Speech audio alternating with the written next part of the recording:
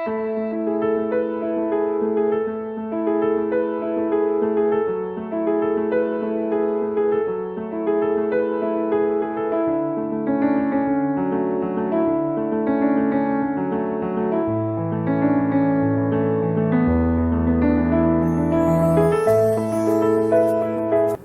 जी की आज्ञा से संलेखना वाले की भावना। आहा, भूतकाल के परिणामों के मिलने पर इस शरीर पिंड का निर्माण हुआ था। देखते ही देखता इसका प्रलय होने लगा है। भूतकाल का संयोग ऐसा विनाशील है। प्रभु, आपने कहा था अध्रुवे असास्यमी, अर्थात यह जीवन अध्रुव, अस्थिर और अशाश्वत अनित्य है। आपके इस कथन पर इतने दिन तक मैंने ध्यान नहीं दिया। अब शरीर की यह विनाशील रचना देखकर मुझे निश्चय हो गया है कि आपका कथन पूर्ण रूप से सत्य है। जिस प्रकार मनुष्य को एक जगह इकट्ठा होना मेला कहलाता है और कालांतर में उनके बिखर जाने पर शून्य अरण्य हो जाता है, इसी प्रकार अनेक मनुष्यों के मिलने पर कुटुंब का मेला लग जाता है और भूतकालों के संयोग से शरीर का मेला बन जाता है, मगर चंद दिनों के बाद ही वह बिखरने लगता है। इसमें हर्ष विषाद करना उचित नहीं है। जैसे मेले में शामिल होने वाले लोग बिखरते समय चिंता या शोक नहीं करते, इसी प्रकार कुटुंब या शरीर का मेला बिखरते समय मुझे भी शोक नहीं करना चाहिए। संयोग का फल वियोग है। चिंता करके भी कोई वियोग से बच नहीं सकता। ऐसी स्थिति में चिंता या शोक करके अपनी आत्मा को अशांत और मलिन करने की क्या आवश्यकता है। इस जगत का ना कोई कर्ता ना कोई हत्ता है। सभी पदार्थ स्वभाव से ही मिलते और बिछुड़ते हैं। शरीर का संयोग भी स्वभाव से ही हुआ है और स्वभाव से ही मिटने वाला है। मैं इस संयोग बनाए रखना चाहूँ तो भी रह नहीं सकता और बिखरना चाहूँ तो बिखर नहीं सकता। तो फिर इसके बिखरने की चिंता मैं क्यों करूँ? जो होना होगा सो आप ही हो जाएगा। मैं अजय, अमर, अविनाशी, अमूर्त एवं सच्चिदानंद हूँ और शरीर विनाश्वर, मूर्त एवं जड़ रूप है। शरीर का नाश होने पर भी मेरा स्वभाव का कदापि नाश नहीं हो सकता। फिर इस शरीर की चिंता मैं क्यों करूं?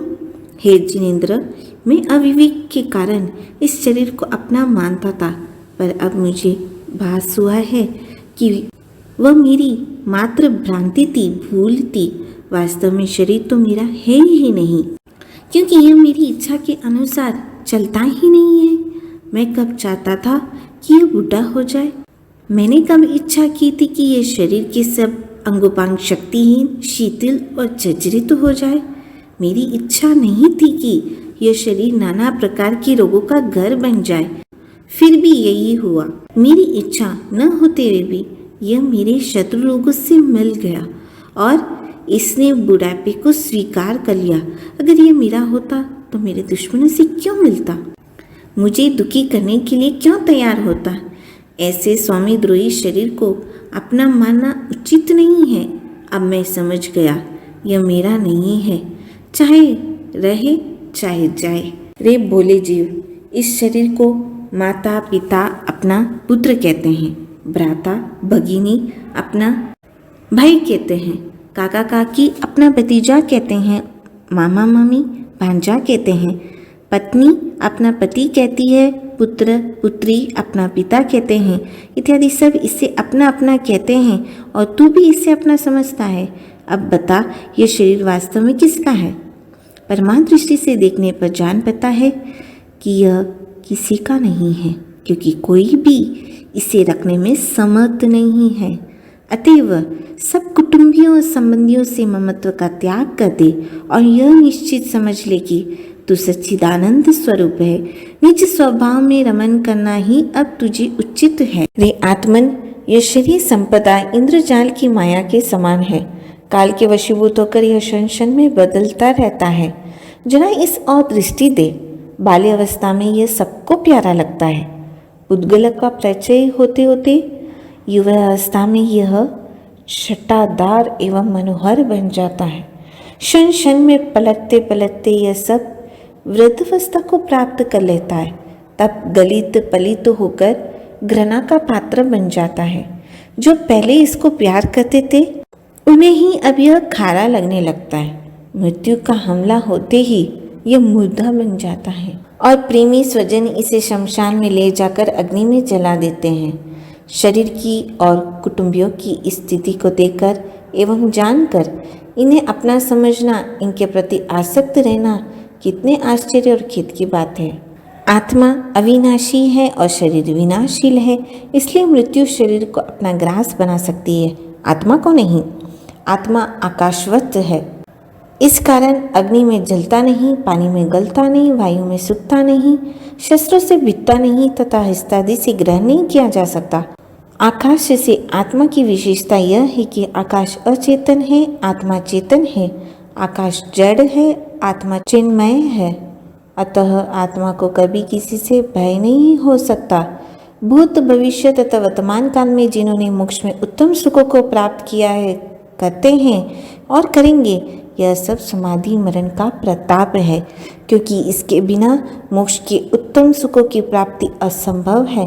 अतः हे सुखार्थी आत्मन, तुझे समाधि मरण की आराधना अवश्य करनी चाहिए।